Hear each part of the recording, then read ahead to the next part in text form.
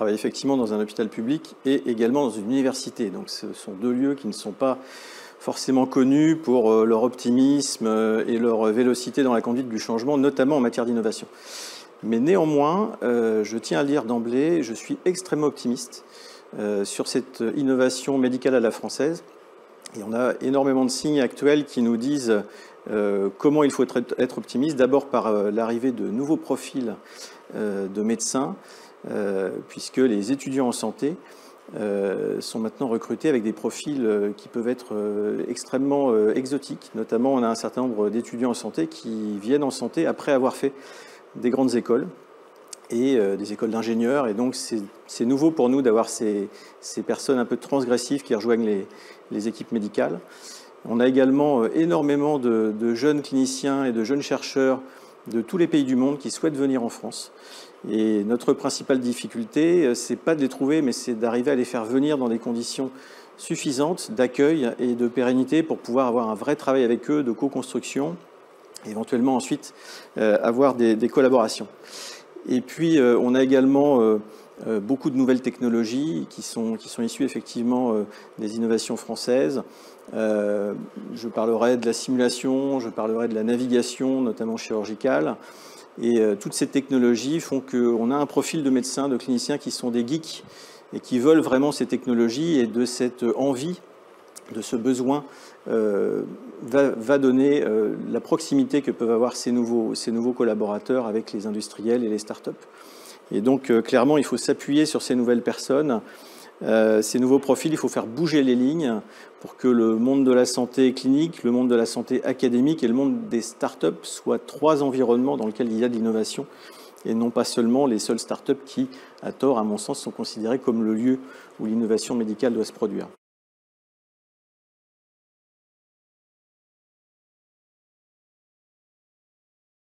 Avant de parler des freins et de ce qui fonctionne, je voudrais parler quand même des leviers et de la force de la France. Il n'y a pas de syndrome du français à l'étranger. Clairement, le français n'est pas l'automobiliste grincheux, tout le temps contestataire. Quand le médecin français, quand le clinicien français ou le chercheur français est invité dans une conférence internationale, les collègues de l'étranger vont le regarder avec curiosité et intérêt. Parce qu'on est dans un pays où la liberté d'innover est réelle par rapport à beaucoup de pays dans le monde. Et on sait très bien qu'en France, il est beaucoup plus facile de faire passer un concept et une théorie, on va dire, de laboratoire à la pratique clinique. On a beaucoup moins de contraintes, notamment qu'en Amérique du Nord, et c'est ça que nos collègues à l'étranger nous envient. Donc le français est vécu comme un être transgressif, mais dans le bon sens du terme, et en innovation, il faut de la transgression avant que l'innovation puisse arriver au contact des parents. Et des patients, pardon, c'est une déformation professionnelle. Donc sur les leviers, on pourra aussi citer que la médecine française est connue et reconnue comme une médecine de qualité, parce que je pense qu'au niveau académique, on a un très haut niveau de formation, notamment en clinique. Et également, beaucoup de pays nous envient, car le médecin français est un médecin qui connaît la science de la médecine et qui connaît notamment l'examen clinique. Et ça, c'est finalement assez rare à l'étranger. Alors évidemment, on a des freins sur ces développement d'innovation, notamment dans le milieu hospitalier, c'est la complexité des parcours pour les jeunes enseignants-chercheurs. C'est compliqué de faire des carrières universitaires, c'est très sélectif, et on a des difficultés à recruter des jeunes chercheurs, et encore plus des jeunes cliniciens quand ils ont ce profil disruptif qu'on recherche et qu'ils viennent de quelque chose d'extérieur à la médecine au départ. On a une gestion du conflit d'intérêts avec l'industrie notamment qui existe, puisque nos conflits d'intérêts sont déclarés, mais on a des limites à cela, c'est-à-dire qu'on ne peut pas faire plus de tant d'heures de développement avec l'industrie, et donc dans certains projets, dans certaines conduites de projets, ça peut être un frein.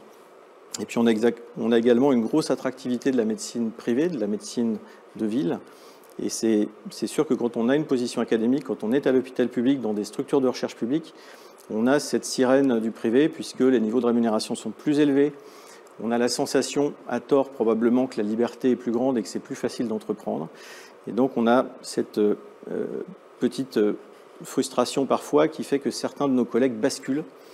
Alors ils basculent, mais ils continuent différemment, et c'est dommage, je pense, qu'on ne puisse pas garder un certain nombre de potentiels dans les hôpitaux et dans les universités publiques. Alors il y a moins de contraintes à l'hôpital public, il y a moins de contraintes en France, du fait notamment de la moindre pression légale quand on va par exemple, inviter un ingénieur à venir au bloc opératoire ou qu'on va proposer un essai clinique pour une technologie innovante.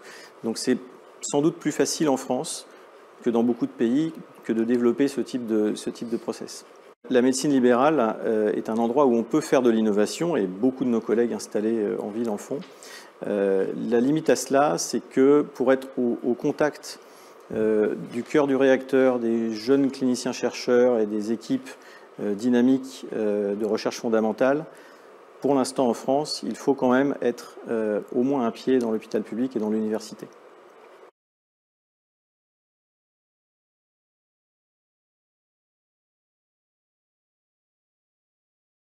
Mon traitement pour favoriser l'innovation, ce serait d'abord de favoriser l'embauche sur des contrats, pas forcément de très longue durée, mais des contrats de type master, doctorat, postdoc, de tous ces jeunes cliniciens avec des activités qui soient des activités mixtes, qui soient à la fois du soin, mais également de la recherche. Et donc pour ça, il faudrait créer des cocons dans les universités, dans les hôpitaux publics, tels des groupes de recherche clinique, qui soient à la fois au cœur des services hospitaliers, mais en même temps en lien avec des équipes de sciences dures, et qui puissent avoir à ce moment-là l'accès à toutes les ressources que peut produire l'université. Et puis bien entendu, ces jeunes qui seraient dans ces unités un petit peu hybrides pourraient basculer d'un côté à l'autre, et puis peut-être durant leur carrière, à un moment être des purs cliniciens, puis à un moment des purs chercheurs. Et c'est ça qui ferait que les innovations pourraient passer d'un côté à l'autre. Pour aider cela, je pense que sur l'ordonnance, il faut aussi donner des médicaments aux gens qui encadrent tout cela, parce que chef de service ou responsable d'une unité INSERM, c'est un travail à plein temps qui est très difficile. Et il faut aider ces leaders pour pouvoir avoir une aide à trouver ces jeunes collaborateurs, à les recruter. Et donc je crois beaucoup au poste de chargé de mission dans ces unités-là qui permettent de faciliter toutes les démarches administratives. Et là, c'est un frein pour nous, pour l'instant, d'arriver à trouver les modes de recrutement et les modes de financement. Et puis, une dernière ordonnance, ce serait de convaincre nos instances académiques, c'est-à-dire les universités et les collèges d'enseignants, que finalement, la valeur d'un enseignant-chercheur n'est pas uniquement basée sur le nombre de publications, n'est pas uniquement basée sur le fait qu'il a fait une mobilité à l'étranger dans une grosse boîte ou dans un gros laboratoire. Et typiquement, ce n'est pas parce qu'on a été un an très loin dans une équipe très renommée qu'on a vraiment réfléchi à l'avenir de la santé et à l'avenir de l'innovation médicale en France. Et je pense qu'il faut valoriser ces profils avec tout ce qui a pu être développé, pensé, enseigné, cherché et prouvé par ces jeunes profils. Alors actuellement, le statut hospital-universitaire est relativement formaté, mais je pense qu'on peut le faire évoluer. Alors on peut le faire évoluer statutairement, bien sûr, ça fait partie de discussion actuellement, mais on peut également le faire évoluer par le type de personnes, de profils que l'on fait rentrer dans ces carrières universitaires. Et je pense qu'il faut aller chercher ces profils et il faut leur faciliter l'accès aux carrières universitaires et ne pas essayer de les faire rentrer forcément dans un moule tel que nous on l'a connu quand on était à leur place. Ma mesure phare en termes d'innovation au milieu hospitalier, ce serait, je suis chirurgien, d'ouvrir toutes grandes les portes du bloc opératoire et d'y faire rentrer des ingénieurs, d'y faire rentrer, pourquoi pas, des anthropologues, pourquoi pas des philosophes, pourquoi pas des sociologues. C'est quelque chose que j'ai déjà fait et qui m'a apporté beaucoup en termes d'abord d'amitié, de relationnel et puis surtout en termes de vision de ce que nous, on fait au quotidien. On est le nez dans notre activité et donc on ne voit plus l'innovation alors qu'en fait elle est sous nos yeux. Et typiquement, ces profils exotiques que l'on peut faire venir à côté de nous au bloc opératoire nous permettent d'avancer. Faire rentrer les industriels, c'est quelque chose qu'on fait déjà, mais je pense qu'il faut même élargir ces personnes au-delà de la seule sphère de l'ingénieur spécialisé et faire rentrer des ingénieurs polyvalents, ou encore une fois des anthropologues ou des sociologues. Je rajouterai une petite mesure bonus. Je pense qu'il faut faire des jumelages entre les blocs opératoires français et des blocs opératoires à l'étranger. Je pense notamment à la Chine, que je connais bien, que je connaissais beaucoup plus il y a quelques années encore. Et à chaque fois que je suis revenu, j'avais des centaines d'idées en termes d'organisation, d'innovation. Il faut faire des jumelages et que nos collègues chinois et nous-mêmes allions voir ce que font les autres.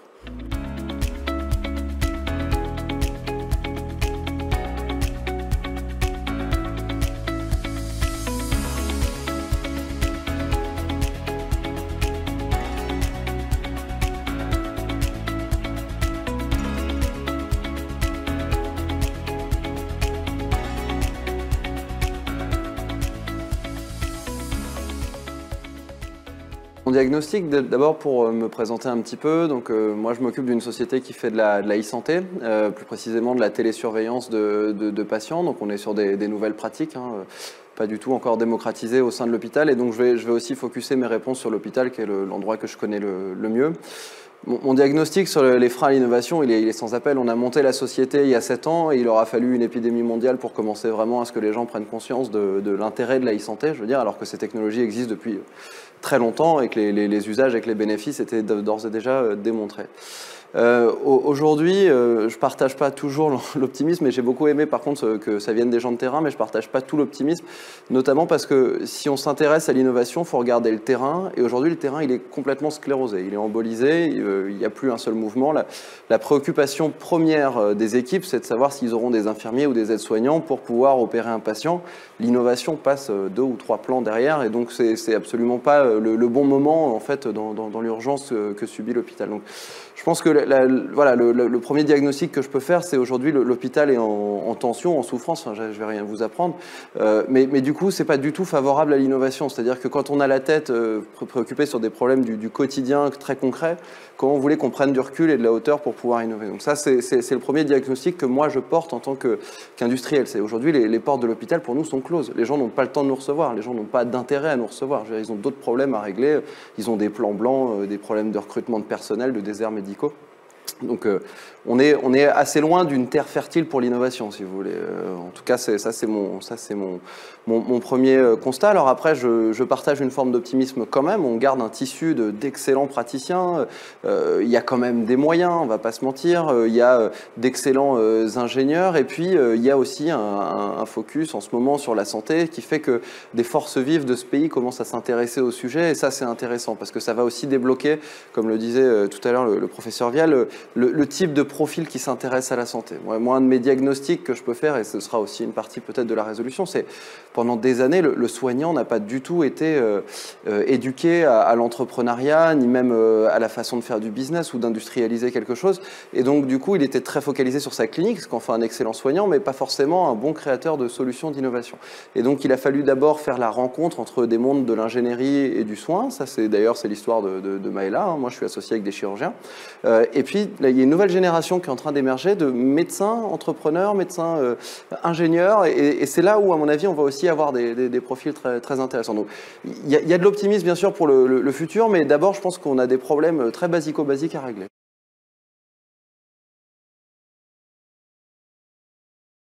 Les causes, pour les regarder assez facilement, il ne faut pas aller très très loin. En fait, l'hôpital c'est toujours comporté en suivant les financements. Si les financements n'étaient pas fléchés sur l'innovation, l'hôpital n'allait pas sur l'innovation. Donc tant qu'on rémunérait un soin, un acte au même prix, qu'il soit innovant ou non, il n'y avait pas de raison que les professionnels de santé ou les équipes mettent en place des dispositifs innovants, et quel que soit d'ailleurs le terrain. Alors on peut nous opposer, effectivement, il y a des déserts médicaux, des zones blanches, des gens qui ne sont pas connectés. Déjà, ça m'amenuise d'année en année. Ensuite, nous, c'est parce que montent nos chiffres, parce que plus les gens chez nous, plus les gens finalement sont âgés, plus ils sont adhérents, parce qu'ils s'impliquent, parce qu'il y a des aidants, parce qu'ils sont encore plus anxieux et inquiets de pas pouvoir bénéficier de ces services, donc ils vont s'impliquer nettement plus. Et aujourd'hui, il y a des dispositifs. Tout ne doit pas être numérique. On peut aussi y apporter une part d'humain. Il n'y a pas de problème avec ça. Mais si vous avez une solution qui peut permettre à 80% de vos patients d'en bénéficier et 20% qui nécessitent un accompagnement supplémentaire, on a quand même 80% des patients sur lesquels on va pouvoir apporter un plus, un bénéfice. Et donc ça, je pense que ça doit être regardé de cette manière-là. Donc je ne crois pas que ce soit aujourd'hui la vraie raison. Je veux dire, pendant des années, on a un peu détruit le système. On n'a pas développé, par exemple, de cellules de direction d'innovation dans les CHU, dans les CH ou dans les cliniques. Vous avez des directions, des systèmes d'information qui sont dotés de budgets, mais ridicules. On est sur 1%, 2% du budget de l'hôpital. Une industrie quelconque, c'est 10% minimum, ces investissements dans l'informatique, dans l'IT. Vous ne pouvez pas passer l'ère du digital si vous n'investissez pas un minimum. On a paré au plus pressé, on a répondu aux injonctions du gouvernement, mais on n'a jamais eu une vraie politique volontariste dans l'innovation pour permettre à ces startups de rentrer et pour permettre réellement au digital de pénétrer dans les établissements de santé.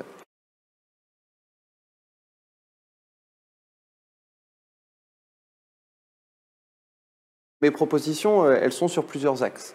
Tout d'abord, je pense qu'il faut vraiment introduire ces notions de direction de l'innovation au sein des établissements, de mettre du personnel, des gens qui vont avoir le temps de s'en occuper et de porter ces projets. Il faut aussi que les établissements aient les moyens de recruter ces profils.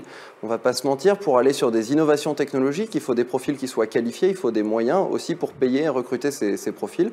Un bon ingénieur, face au marché, il ira aussi là où on lui propose peut-être un salaire supérieur. Donc ça, c'est important que les hôpitaux se dotent de ça et sortent peut-être parfois de leur dogme.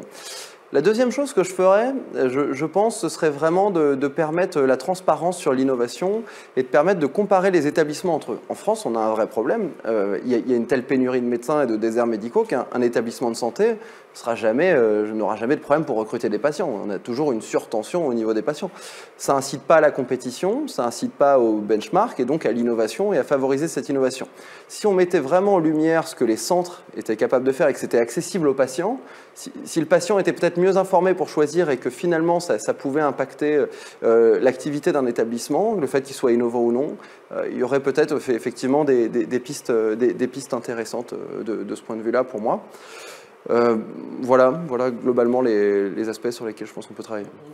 Les cellules innovation, alors bien sûr, sont d'un certain point de vue forcément techniques. Je veux dire, aujourd'hui, l'innovation, elle est très scientifique, elle est très technique, mais elle peut être aussi organisationnelle. Il y a de l'innovation organisationnelle qui est très intéressante aussi à déployer. Donc, c'est pas forcément des profils ingénieurs, je pense que c'est des profils mixtes. L'ingénieur, il a aucune connaissance ou très peu de la médecine. D'ailleurs, ça, c'est un vrai sujet. Vous parliez des apports qu'on peut faire sur le long terme, c'est peut-être aussi de créer des filières spécialisées. Aujourd'hui, le monde de la médecine et le monde de l'ingénierie commencent à peine à se parler. Pendant des années, ces mondes-là ont cohabiter sans vraiment se parler. Il n'y a pas d'école d'ingénieurs vraiment biomédicaux enfin, qui soient vraiment bien développées en France. Ça commence à peine, ces filières à se développer. Et ça, je pense que c'est un vrai problème pour l'innovation. L'innovation, c'est aussi dans la ville. Tout à fait, je pense que la médecine de ville aujourd'hui contribue énormément à soigner la population française et d'ailleurs, je pense un des problèmes de l'hôpital aujourd'hui, c'est que du coup, il récupère ce que la ville ne peut pas traiter. Donc je pense que si on donne des moyens supplémentaires à la ville, il y a des choses qui vont dans le bon sens, notamment au niveau de la télésurveillance ou des choses comme ça, où on essaye vraiment de donner aux médecins généralistes ou aux médecins de ville des moyens supplémentaires pour suivre sa population. Je pense qu'il y a des choses intéressantes. Et néanmoins, on va avoir un vrai problème de maillage, de formation pour aller atteindre ces professionnels de santé partout sur le territoire. Les deux choses importantes dans mes solutions, tout d'abord, je crois qu'il est nécessaire aujourd'hui de flécher une partie des financements sur l'innovation. Une des réponses que moi je proposerais, si effectivement j'en avais le pouvoir, ce serait vraiment de créer ces scores innovation qui soient sur le nombre, par exemple, de start-up partenaires d'un établissement de santé, qui sont le nombre d'appels d'offres qui vont être donnés, dédiés à des start-up, qui vont être, bien sûr, les publications, ça c'est indispensable, la recherche aussi, mais d'aller au-delà, c'est comment on favorise un terreau d'innovation. Et donc, ces financements sont aussi basés sur ces data, à quel point, finalement, cet établissement utilise des innovations au quotidien, voilà, et que ces données soient beaucoup plus publiques et comme je le disais tout à l'heure, qu'on puisse benchmarker littéralement des établissements et qu'il y ait une course entre les établissements à être le plus innovant. Il n'y a que en créant cette stimulation qu'on va vraiment entraîner une vague, je pense, innovante et qu'on peut recréer un champion français autour de l'innovation. Les data aujourd'hui, c'est clé. On a un vrai problème aujourd'hui en France. Alors c'est une de nos forces, on les protège bien, les data. Une de nos faiblesses, c'est que du coup, elles sont difficilement accessibles aux industriels qui souhaiteraient s'en servir pour innover. Et ça, c'est un sujet. Il y a une guerre entre parfois les industriels et les établissements, ou en tout cas, il y a un vrai manque de confiance. C'est très difficile, par exemple, pour une start-up comme nous, d'attaquer un mastodonte type la PHP, type les HCL, etc. Déjà, il y a une forme de fierté, on va développer en interne, on va faire nous-mêmes versus on va laisser un petit acteur entrer. Et puis ensuite, c'est quel est le degré de confiance que je veux octroyer à cet industriel, à cette start-up, pour lui confier mes datas et s'en servir. Or, je veux dire, si on regarde ce qui s'est passé dans la technologie ces 20 dernières années, tous les modèles, tous les géants qui se sont créés autour de la data. Et la santé, aujourd'hui, est un gisement de valeur colossal. Si on ne rend pas un accès plus simple à ces datas, si on ne permet pas à d'autres gens que l'hôpital d'aller regarder ces datas, je ne pense pas qu'on puisse créer des vraies innovations de rupture et des champions sur la santé, au moins la santé digitale. Moi, je suis vraiment pour la transparence. Donc, si je devais prendre qu'une seule mesure phare aujourd'hui, moi, je créerais des indicateurs qui puissent permettre de benchmarker de manière très précise la capacité des établissements à innover et aussi leurs axes de progrès. C'est-à-dire avoir une forme de score innovation d'un établissement qui prendrait en compte quelles sont les mesures qui ont été mises en place, d'où part l'établissement, et effectivement essayer d'inciter derrière un certain nombre de financements liés à ça. Quelle est la part du budget annuel, par exemple, de l'établissement dédié à l'innovation? Quelle est sa part dédiée au digital? Et comme je disais, quel est le nombre de startups partenaires? Quels sont les marchés qui réservent à des startups? Enfin, voilà. Essayer d'avoir un certain nombre d'indicateurs qui permettent d'avoir un score et qui disent, ben voilà, vous êtes dans la bonne démarche, ou vous avez complètement délaissé l'innovation et vous n'avancerez pas autour de ces sujets.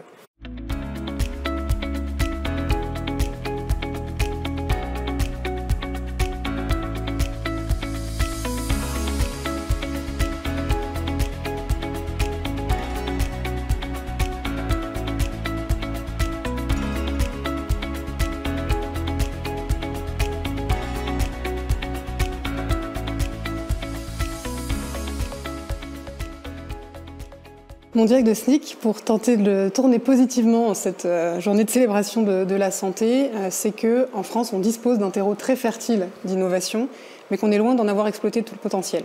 Moi, je dirige une structure qui est un pôle de compétitivité, Médicène Paris Région, c'est le pôle santé de la région Île-de-France, et qui vise à transformer l'innovation scientifique en valeur thérapeutique, donc en valeur tangible pour les patients, et en valeur économique, donc contribuer à développer l'emploi autour de l'innovation et les process industriels dont on parle beaucoup en ce moment, avec les enjeux mis en lumière par la crise sanitaire, les enjeux d'industrialisation et de souveraineté sanitaire notamment.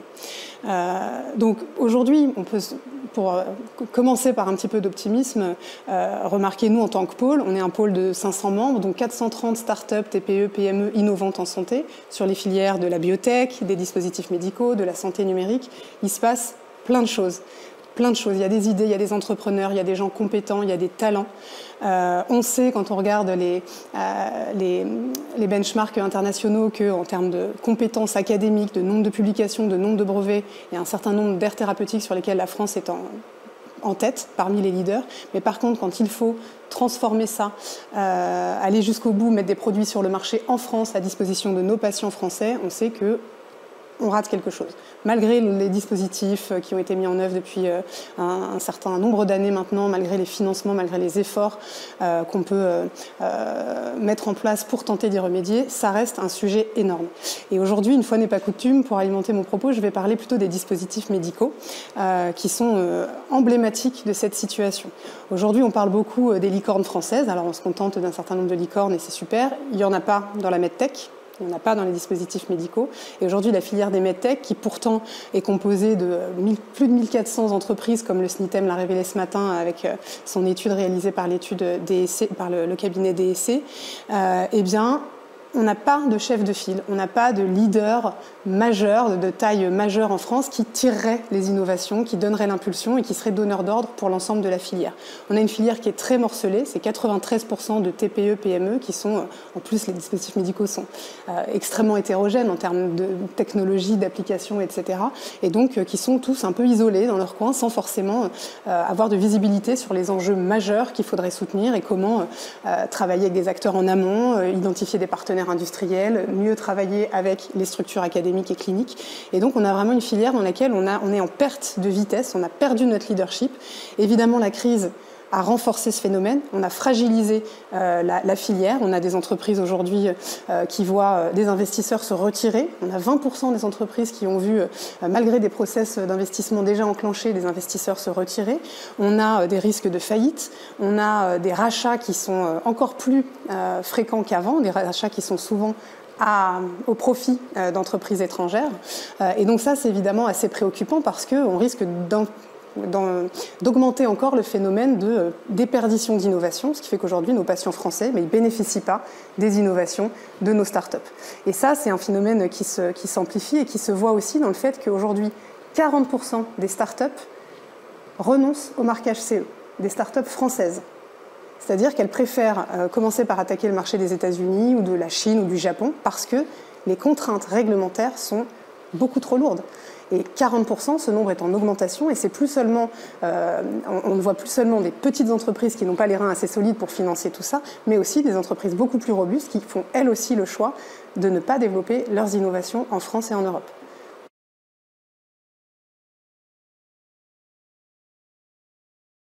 Pour moi, les causes sont de 3 ordres, pour les caricaturer un petit peu. D'abord, des raisons sectorielles. Je l'ai dit, c'est une filière très morcelée, on n'a pas de chef de file en France. La plus grosse medtech française, c'est Urgo, qui est une ETI, une belle entreprise, mais une ETI. Si on compare ça aux ordres de grandeur de la pharma, par exemple, ça n'a rien à voir en termes de capacité pour emmener une filière. Et puis, donc, on a des structures qui sont très morcelées et qui sont en incapacité d'identifier des partenaires et des sous-traitants sur notre sol. C'est vraiment très spécifique à cette filière. On l'a vu aussi de manière importante pendant la crise. Il n'y avait pas de guidelines données spécifiquement et visibles par tous les acteurs de la filière qui ont permis d'identifier des fast tracks dans lesquels il pourrait y avoir une innovation engagée plus fortement et soutenue avec une préférence européenne ou nationale. On a vu aussi un enjeu majeur d'être capable de développer des innovations, que ce soit pour des produits innovants ou même des produits de tous les jours qui soient produits sur notre sol. Et au dernier moment, malgré l'effort incroyable des entreprises innovantes sur le terrain pour être capable de déployer ça, eh ben on est allé chercher des solutions à bas coût qui venaient, on sait bien d'où. Donc ça, c'est un vrai problème qui est très sectoriel. Un deuxième problème qui est très culturel, qui est moins lié spécifiquement à la medtech ou même à la santé, mais qui est qu'en France, on a quand même beaucoup de mal à travailler ensemble, à casser les silos des disciplines. On en a parlé un petit peu tout à l'heure, casser les silos entre les ingénieurs, les cliniciens, par exemple. On a très peu de formation aujourd'hui d'ingénieurs biomédicaux. Ça commence, mais aujourd'hui, les jeunes diplômés sont complètement perdus parce qu'ils ont aucune vision opérationnelle de ce qu'on attend d'eux sur le terrain. Or, on attend des choses très complexes dans la filière des dispositifs médicaux, puisqu'on attend parfois des triples compétences, aussi bien sur la technique, bien sûr, mais aussi sur le réglementaire et l'aspect clinique, de plus en plus.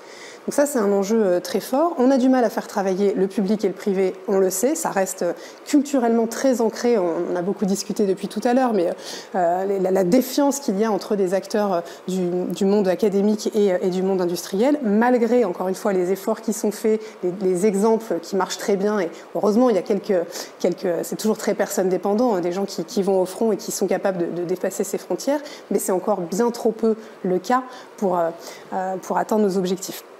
Concernant les brevets, on peut voir la problématique de différents angles.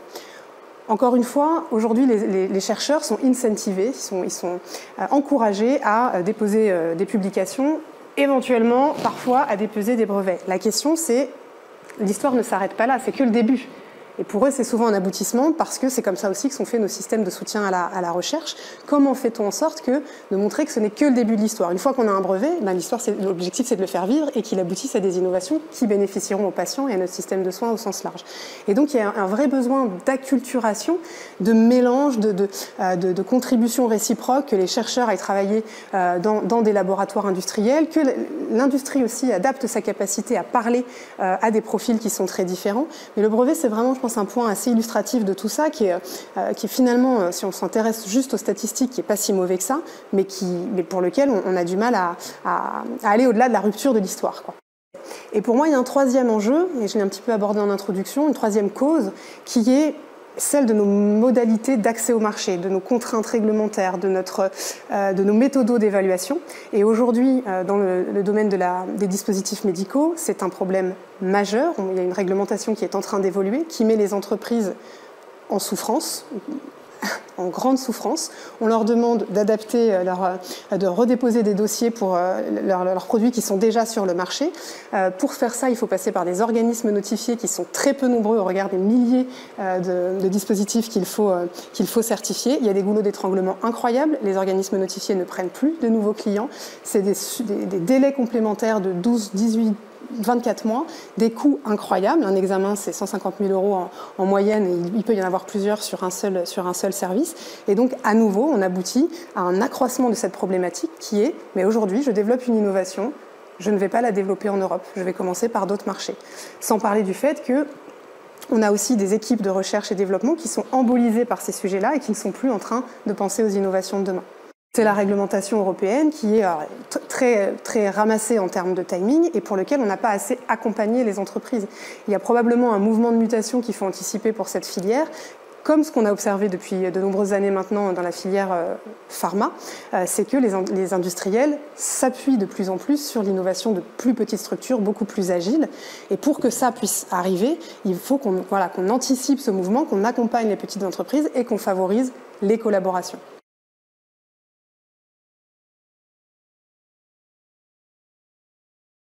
Les pistes de solutions pour remédier à ce problème, je vais me concentrer sur cette partie de collaboration, de structuration de l'écosystème qui est pour moi fondamentale et qui est en plus la raison d'être de la structure que je dirige. C'est pouvoir favoriser les collaborations d'abord entre petits et gros industriels. Je viens d'en parler. Comment on peut faire concrètement? Mais c'est d'abord faire en sorte que les gens se connaissent, que les acteurs se connaissent et qu'ils puissent travailler ensemble autour de thématiques fédératrices. Alors on peut citer des exemples de succès récents, typiquement un gros projet qui a émané d'ailleurs d'un appel à manifestation d'intérêt du pôle Médicène, qui a donné lieu au projet iDream, qui est une plateforme d'intelligence artificielle au profit de l'imagerie médicale, et qui a permis, avec un pilotage de GE Healthcare, un vrai rassemblement de compétences au sein de start-up, de TPE, de PME du territoire, et qui donc est en cours maintenant avec un projet qui peut contribuer à changer les lignes. Ça, c'est un premier levier. Un deuxième levier, c'est contribuer à renforcer les partenariats publics-privés. Comment on peut faire ça? Là aussi, en partant de besoins cliniques forts qui sont insatisfaits, en essayant d'identifier les intérêts industriels et des compétences et savoir-faire de nos startups et PME sur le territoire. Et donc ça aussi, les exemples sont nombreux pour ça. On peut citer par exemple un appel à manifestation d'intérêt qu'on a lancé récemment autour des solutions multitechnologiques pour les maladies cardiovasculaires. Un sujet comme ça, pour nous, c'est 80 manifestations d'intérêt d'acteurs publics et privés. C'est derrière des consortiums qui se forment, des projets qui se montent et qui donc peuvent, là aussi, arriver plus tôt sur le marché. Avant de venir à l'Agence d'innovation santé, pour moi, un troisième levier, c'est aussi, et ça a été évoqué précédemment, c'est de faciliter l'accès à l'innovation dans les établissements. Comment on fait ça? On a beaucoup d'établissements et de cliniciens qui ont envie d'innover, qui, malgré les contraintes qu'on connaît de temps, de pression, de manque d'effectifs, etc., il y a un vrai engagement par certains cliniciens pour innover. Et on se rend compte que c'est très difficile, même quand on arrive à créer des terrains d'expérimentation dans les services. Donc, typiquement, nous, c'est des choses qu'on fait aussi, organiser des challenges qui viennent des services hospitaliers, qui ont identifié une problématique dans la prise en charge de leurs patients. On va identifier derrière des startups qui peuvent y répondre et on monte des opportunités d'expérimenter et de faire en sorte que la solution puisse y répondre. Mais une fois qu'on a fait ça, mais l'établissement ne peut pas implémenter la solution à long terme parce qu'il faut repasser par le code des marchés publics. On a vraiment des freins qui sont... on s'empêche, nous, de manière organisationnelle et assez naïve parfois, mais d'aller jusqu'au bout des histoires. Une piste importante qu'il faut saisir actuellement, c'est les opportunités qui émanent de la crise. Grâce à la crise, on a ouvert la réflexion sur les innovations en santé au-delà du médicament. Aujourd'hui, le dispositif médical, les solutions numériques sont sous les projecteurs et il y a une vraie volonté nationale de faire bouger les lignes. Est-ce que ça va être faisable si rapidement et de manière si efficace? Les questions se posent, mais en tout cas aujourd'hui il y a des opportunités.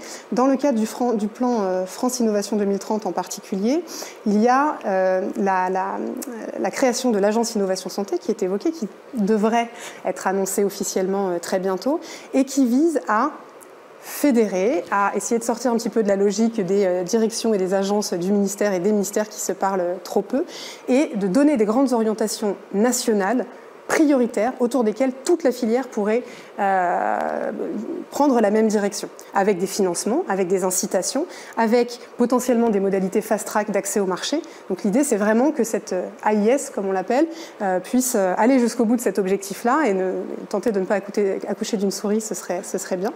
Il y a d'autres mécanismes aussi qui sont envisagés dans ce plan, des mécanismes là aussi très pratico-pratiques sur le terrain. Comment, en créant des clusters d'innovation, on peut faciliter l'émergence d'innovations qui répondront à un besoin spécifique dans une aire thérapeutique donnée.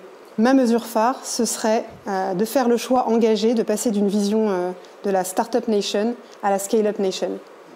C'est vraiment un adage qui est très cher à un de nos administrateurs et autour desquels nous on se retrouve tous les jours parce qu'on a réussi ce pari d'avoir une émulation sur le terrain des entrepreneurs, des entreprises qui se créent, mais aujourd'hui nos startups, elles sont en souffrance. Il faut les soutenir en particulier dans nos filières en santé que sont les biotech et les medtech qui nécessitent des années et des millions, des dizaines de millions d'euros d'investissement pour démontrer la valeur clinique des innovations. Et aujourd'hui, on les laisse, on est très bon en amont pour l'amorçage. Et ensuite, on les laisse un petit peu en déshérence. Donc l'idée, c'est vraiment, et ça rejoint aussi les enjeux d'industrialisation et de souveraineté sanitaire, c'est d'accompagner les entreprises jusqu'au scale-up.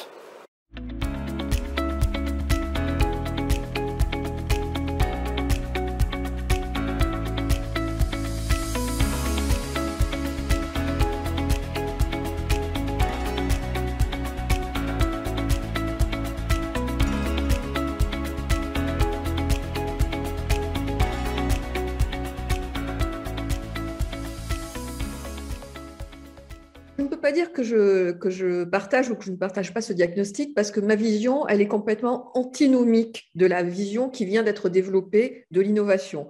J'ai le sentiment qu'on vit dans un pays qui est un pays complètement technidolâtre, c'est-à-dire que l'innovation, elle est seulement vue, gérée, comprise, envisagée sous le point de vue de la technologie. Or, la technologie, ce n'est pas l'alpha et l'oméga de l'innovation. Il y a aussi l'innovation sociale. Et en France, dès qu'on parle d'innovation, on ne peut comprendre que l'innovation technologique, comme si l'innovation sociale n'existait pas. Alors, pour le rappel, alors je comprends qu'on a envie d'avoir du schumpeterien, d'avoir une création qui est complètement révolutionnaire. Tout ça, c'est très bien, mais enfin, c'est de l'onanisme intellectuel. C'est-à-dire qu'au bout d'un moment, toutes ces innovations, vous les faites pour des gens qui sont des gens réels, qui sont des patients réels. Et malheureusement, l'innovation, ça fait très plaisir à des équipes et c'est très bien, mais in fine, est-ce que ça arrive vraiment aux patients? Est-ce que l'innovation, elle bénéficie aux patients? La réalité, c'est qu'on est vraiment très, très loin du compte. Donc, l'innovation, il faudrait juste changer déjà de paradigme et se dire, on pense à l'innovation technologique qui est importante, mais au profit de qui? Il faut que cette innovation, ce soit aussi une innovation sociétale qui permette de remettre le patient au cœur du système de santé. Et depuis le temps qu'on met le patient au cœur du système de santé, je pense que le patient a une vocation centripète, c'est-à-dire qu'il le fuit. Ça fait 25 ans qu'on entend qu'on veut remettre le patient au centre du système de santé, comme si le patient ne voulait pas y être.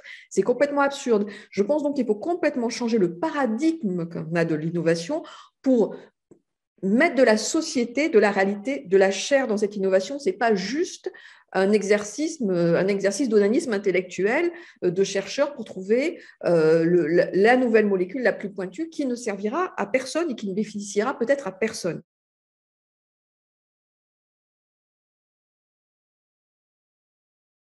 C'est difficile de déterminer une raison, évidemment, sauf que dans l'ensemble de notre société, le paradigme, depuis 25 ans, est le paradigme de la modernité autour de l'innovation technologique. Voilà.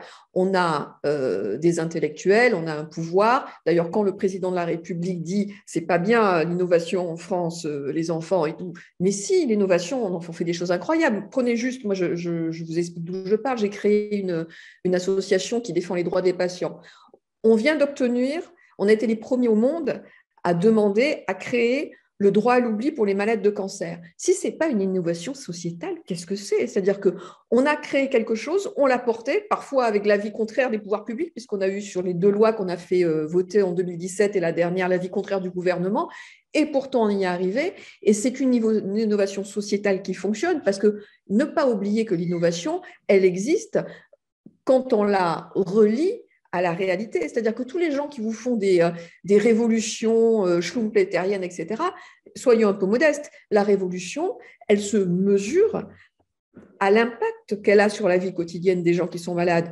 Nous, quand on se bat pour de l'innovation sociale, pour permettre aux malades de cancer d'emprunter 5 ans après la fin de leur traitement, ça change la vie de milliers et de centaines de milliers de gens. Alors en France, bien sûr, puisque nous, on s'est battu pour cette loi en France, mais aujourd'hui, cette loi, elle existe aussi en Belgique, au Luxembourg, au Canada. Ils ont pris la loi qu'on a écrite et ils ont créé la même. C'est extraordinaire. Donc, c'est de l'innovation sociale et c'est de l'innovation qui coûte globalement beaucoup moins cher que l'innovation technologique et qui aussi, voire plus, sert vraiment le patient. Donc, ce paradigme du toute innovation technologique, quand on parle d'innovation, déjà, en soi, ça me gêne. Je vais vous prendre un autre exemple. Il y a moi, mon association, enfin l'association que j'ai créée il y a 10 ans, travaille dans le milieu du cancer. On ne peut plus parler de cancer sans parler de révolution. D'ailleurs, maintenant, j'ai complètement abandonné l'idée de calculer le nombre de fois où dans la presse il y a écrit révolution et cancer. C'est-à-dire qu'une fois de plus, les gens veulent de la révolution schumpeterienne. Alors, je veux bien. En 2018, je me souviendrai toute ma vie, il y a eu une du Monde qui était la révolution des carticelles. C'était la une du Monde en plein mois d'août. Et ensuite, Le Parisien a fait la une là-dessus et Libération a fait la une là-dessus. On était au mois d'août et il y a eu une des plus grands quotidiens de France autour de la révolution des carticelles. C'est les fameux ciseaux génétiques. L'ogre médiatique a besoin de révolution.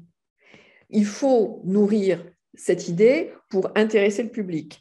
Il faut aussi que les équipes, on parle des actions, on parle de leurs découvertes, ça les aide évidemment à être visibles et à trouver d'autres financements. Donc on est toujours dans une espèce de course à l'échalote de l'innovation la plus innovante, etc.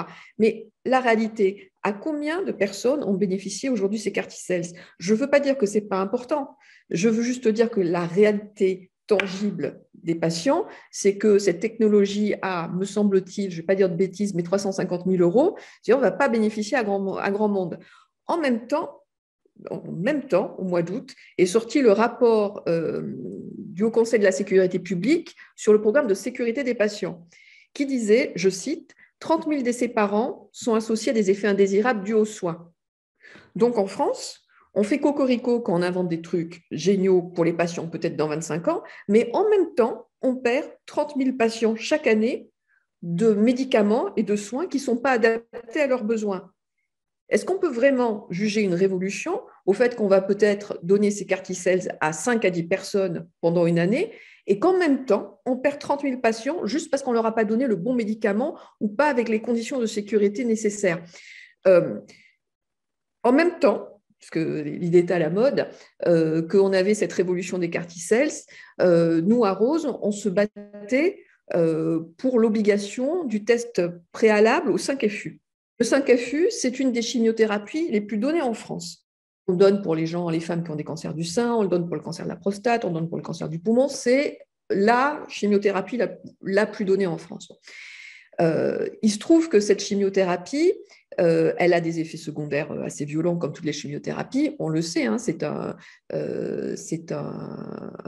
toxique et une certaine partie de la population ne peut pas supporter ce toxique parce que son foie ne peut pas, est intolérant, on va dire, enfin c'est pas ça, mais est intolérant à ce toxique. Donc on sait depuis plus de 20 ans que ce 5FU va avoir des effets secondaires délétères sur une partie de la population importante, c'est de 10%, et que sur 1% de cette population, ça va être mortel. C'est-à-dire qu'une fois que le malade, le patient, a pris ce 5FU, il va mourir, quoi que vous fassiez.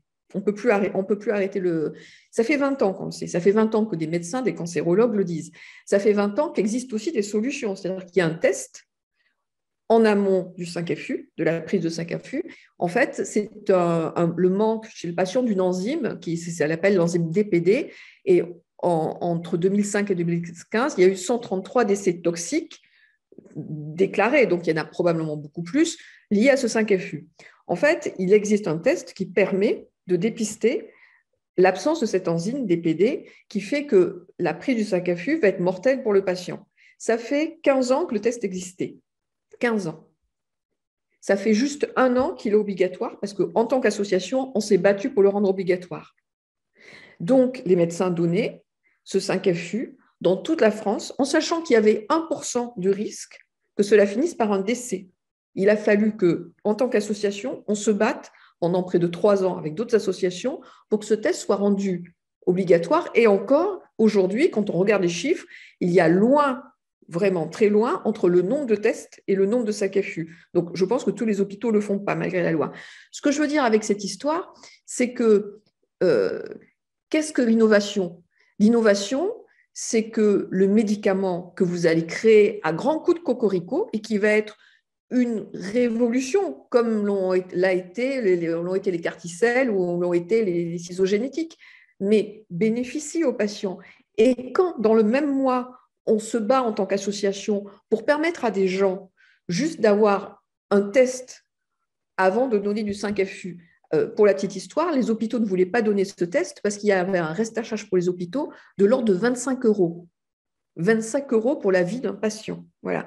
Donc, on ne fait pas un test pour éviter 25 euros par patient et à côté, on développe des solutions et des révolutions effectivement technologiques qui coûtent 300 000, 500 000 euros et qui vont peut-être bénéficier à 10 patients. Elle est où la place du patient là-dedans?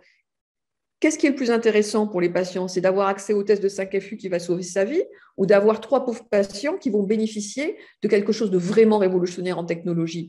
Moi, je pense que la vraie révolution aujourd'hui et la vraie innovation, c'est de cesser de se faire plaisir en disant on a été les plus forts, on a inventé des ciseaux génétiques et d'autres choses, en disant voilà, aujourd'hui, qu'est-ce qu'on va pouvoir faire pour que le parcours du patient soit le plus safe possible? Comment on va pouvoir arriver à prendre un patient qui a une maladie grave ou une maladie chronique et l'amener vers la guérison? Elle est là, la révolution. Et ce n'est pas une révolution technologique pour moi, c'est une révolution paradigmatique, vraiment.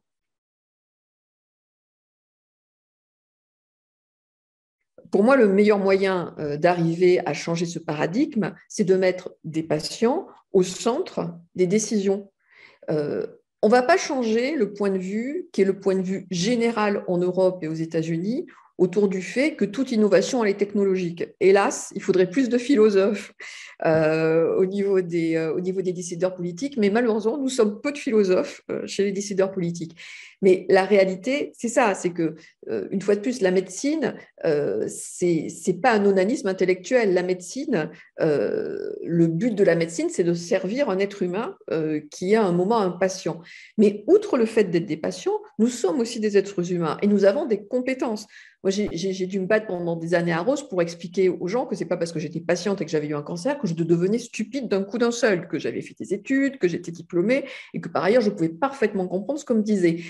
Donc, je pense qu'aujourd'hui, l'important pour changer ce paradigme, c'est de remettre au centre de la décision politique des patients, non pas juste parce qu'ils ont été patients, mais parce qu'ils ont la double compétence, parce qu'ils sont énarques, parce qu'ils sont habitués au service public, parce qu'ils sont eux-mêmes médecins et qu'ils ont été patients et qu'ils ont des solutions à proposer et surtout, ils sont là pour être le petit Gémini Criquet là-dedans en disant « Eh, n'oubliez pas, tout ce que vous faites là, c'est pas pour vous faire plaisir, c'est pas pour vous dire la France est meilleure que les autres, c'est pour dire au bout du bout, il y a un être humain qui a envie de rester en vie. Qu'est-ce qu'on fait pour lui demain? Alors moi, si j'avais une grande idée à défendre dans l'organisation du système de soins, c'est de mettre des patients, mais plus que mettre des patients, mettre aux places décisionnelles des philosophes, des sociologues, des personnes qui sont des spécialistes de sciences humaines. Parce que si la médecine devient un exercice de recherche extrêmement pointu, technologique, pourquoi pas, c'est très bien. Il faut que ça reste au bénéfice de l'être humain. Voilà. Et je trouve que dans l'ensemble de nos collèges interprofessionnels, ça manque beaucoup de philosophie et ça manque beaucoup de sciences sociales. Et moi, je me retrouve dans des conseils d'administration ou dans des collèges ou dans des CA d'hôpitaux. Je suis la seule philosophe. Et quand je dis, moi, je vais vous parler en tant que philosophe, je les vois tout de suite avec le petit sourire en coin en se disant, oh là là, qu'est-ce qu'elle va encore nous dire et tout, ça va être du jus de crâne. Non, c'est pas du jus de crâne. La philosophie, c'est juste, c'est l'amour de la sagesse, mais l'amour de la sagesse dans le but du bien commun. Donc, arrêtons de croire que l'innovation est une fin en soi, parce que ce n'est pas le cas. L'innovation, elle a pour but de sauver des gens. Et donc, de sauver des gens, c'est le bien commun. Donc, je crois vraiment que mettre d'autres profils dans tout le système de décision au plus haut niveau autour de la médecine, une fois de plus, des profils de sociologues, des profils de philosophes, des profils de spécialistes de sciences humaines, ça serait remettre de l'humain et remettre les bonnes priorités, une fois de plus, moi, je ne peux pas me résoudre à me dire que chaque année, la HAS fait un rapport qui dit qu'il y a au moins 30 000 personnes qui meurent juste parce que leur prise en charge n'a pas été à la hauteur de ce qu'ils pouvaient attendre et que personne ne le relève. Parce que il est là le scandale, c'est que chaque année, la HAS fait ce nouveau rapport. Chaque année, ça passe. Mais alors, comme une lettre à la poste, il n'y a pas un article dans la presse. Ça veut dire que 30 000 personnes, à minima, chaque année, meurent à l'hôpital parce que les traitements qu'on leur a donnés n'étaient pas les bons traitements. Enfin, c'est inadmissible. Combien perd-on de gens parce qu'ils n'ont pas été bien pris en charge et combien va-t-on sauver de gens grâce à ces innovations technologiques? En fait, la révolution, ça serait d'avoir un continuum philosophique et éthique pour suivre le patient et de se dire à un moment, le patient, je le suis et je le soigne comme si c'était moi ou comme si c'était mon enfant ou comme si c'était mon parent. Et si les médecins avaient vraiment cet état d'esprit, il y en a beaucoup qui l'ont, hein, heureusement, en tout cas en cancérologie c'est le cas, on aurait beaucoup moins d'accidents et le fait même, on parle d'innovation technologique, partir du principe que demain on veut 0 accident lié aux médicaments. Un accident lié aux médicaments, c'est une sorte de mauvais traitement, au sens propre et au sens figuré.